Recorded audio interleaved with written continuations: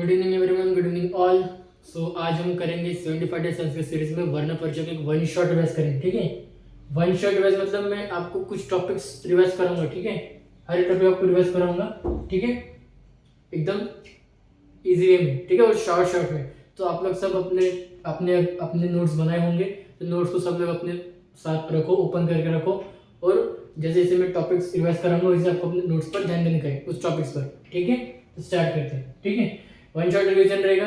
ठीक है, 10 to 12 minutes का लेक्चर रहेगा, जिसे पूरा वर्ण परिचय रिवाइज करूंगा मैं। ओके, सो सबसे पहले क्या देखा था शुरू में, फर्स्ट लेक्चर में क्या देखा था हमने, वर्ण। सो वर्ण मतलब आप सभी को पता है कि क्या होते हैं, कि जो भी हम बोलते हैं, जो भी ध्वनि निकलती है जिस फॉर्म में, वो वर्ण के फॉर्म में निकलती है, तो उसे हम वर्ण कहते हैं। ठीक है, वर्ण में हमने देखा था स्वर और व्यंजन। स्वर 13 होते हैं, व्यंजन 33 होते हैं। ठीक है, फिर स्वर में हमने, फिर अगर हम स्वर को देखे तो स्वर में दो टाइप से हमने, संयुक्त स्वर, मिल स्वर। ठीक है, संयुक्त स्वर मतलब एक से ज्यादा वर्णों से बने हुए स्वर, और मूल स्वर मतलब सिंगल स्वर, सिंगल वर्ण से बने हुए, जैसे कि अ ई ओ रू। ओके, और संयुक्त में ओ औ ए ऐ ये सब आएंगे। ठीक है, फिर नेक्स्ट देखा था स्वर की 3 टाइप्स होते हैं, ह्रस्व स्वर, दीर्घ स्वर, प्लुत स्वर। मींस ओके, ह्रस्व स्वर, दीर्घ स्वर और प्लुत स्वर मींस उच्चारण करते वक्त। ठीक है, जो लगता है टाइम उसका अकॉर्डिंग चलेगा। ह्रस्व में सबसे कम, दीर्घ में फिर उससे कम, उससे और ज्यादा, और प्लुत में दीर्घ से भी ज्यादा। ओके, फिर देखा था नेक्स्ट टॉपिक व्यंजन। व्यंजन का 33 व्यंजन थे, 33 व्यंजन को तीनों कैटेगरीज में, तीनों क्लासिफिकेशन किया गया है, और स्पर्श, ऊष्म और अंतस्थ व्यंजन। ओके, सो स्पर्श व्यंजन मतलब जो स्पर्श होता है। ठीक है, अंतस्थ ऊष्म मींस गर्म वाली, जो मैंने बोला था गर्म वायु बाहर निकलती है, और अंतस्थ मतलब जो वायु अंदर ही रहती है। ठीक है, फिर प्रत्यय देखा था हमने। प्रत्यय में कैसे करते हैं, महेश सूत्र अपने साइड में रखो, मेरे साइड के स्क्रीन में आपको महेश सूत्र दिख रहे होंगे, उधर भी ध्यान दो, अपने नोट्स में भी ध्यान दो। ठीक है, आधे रंजन से ना मतलब किसी भी हल वर्ण के पहले जो भी वर्ड लगा देते हैं तो वो प्रत्यय बन जाता है। ठीक है, प्रत्यय लिखते वक्त हम हल वर्ण की काउंटिंग नहीं करते। जब प्रत्यय की हम काउंटिंग करते हैं, उस प्रत्यय में कितने वर्ण आ रहे हैं, तो उसमें हम हल वर्ण की काउंटिंग नहीं करते। ठीक है, हल वर्ण मतलब ये सद्य वर्ण। ठीक है, तत्सम से वो सब गायब हो जाते हैं। ठीक है, ये सूत्र याद रखना।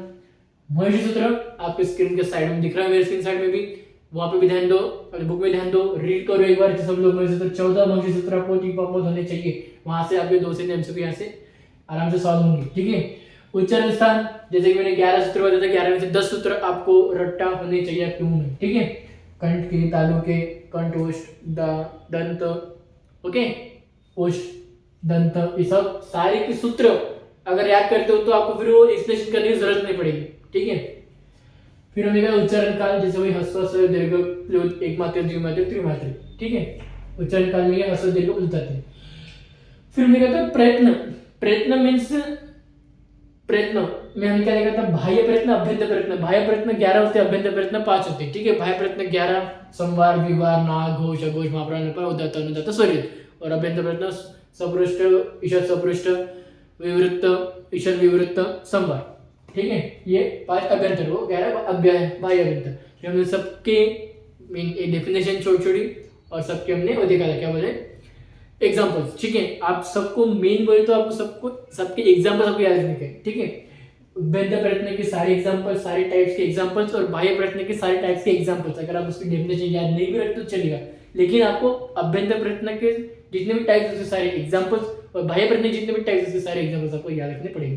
ठीक है, ये एग्जाम्पल से ही एमसीक्यू बनेगा। ओके, देखो एक एमसीक्यू आपका बनेगा यहाँ से प्रत्याहार से, 2 एमसीक्यू बनेगा आपके महेश सूत्र से, 3 एक में, और एक बनेगा उच्चारण स्थान से, और एक बनेगा प्रयत्न से। ऐसे 5 एमसीक्यूज आपके 5 टॉपिक से फिक्स है इस चैप्टर से। ओके, सो ये था वन शॉट रिवीजन था वर्ण परिचय का। ठीक है, इसमें ज्यादा कुछ और लॉजिकली एक्सप्लेन करने कुछ था नहीं रिवीजन में। ठीक है, क्योंकि मैंने हर एक टॉपिक इजी वे में कवर किया है, हर एक लेक्चर में। ठीक है, तो आप सभी को पता होगा, देखिए लेक्चर सारे। ओके, सो प्लीज 2 से 3 सूत्र आपको याद रखने के, 11 उच्चारण स्थान के सूत्र करने के, प्रयत्न आपको टाइप्स याद रखने के, एग्जांपल्स याद रखने के, महेश सूत्र को रट्टा होना चाहिए पूरा, और व्यंजन के टाइप्स आपको याद रखना पड़ेगा। ठीक है, स्वर के अगर टाइप्स आप नहीं भी करेंगे तो नहीं भी याद रखना चलेगा। ओके, लेकिन व्यंजन के टाइप्स, प्रत्याहार, ये 2 सूत्र, महेश सूत्र, उच्चारण स्थान और प्रयत्न, उच्चारण काल भी अगर आप नहीं भी याद रखेंगे चल जाएगा। ठीक है, वहां से एमसीक्यू बनता नहीं है। ओके, सो प्लीज जो जो मैंने अभी बोला है वो सब फिर से यहाँ पर फिर से आप एक बार लेक्चर्स देखो, फिर से लेक्चर्स देखो, डीपी को सॉल्व करो, व्हाट्सएप ग्रुप पे डीपी को डाले हुए हैं सारे, ठीक है।